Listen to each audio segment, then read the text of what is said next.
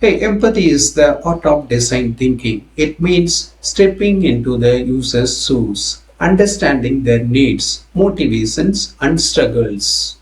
There are three key types of empathy. The first one is emotional, feeling what users feel. The second one is cognitive, understanding their perspective. Then third one is compassionate, turning that understanding into action.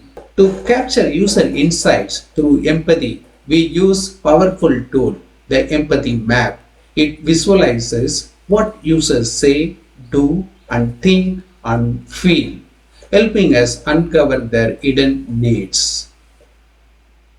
Empathy is a process. Immerse yourself in the user's world, connect to their experiences, and then step back to stay objective. When we design with the empathy, we don't just make product, we create experience that truly resonate. Thanks for watching. Please subscribe my channel for upcoming videos. We'll see you next video.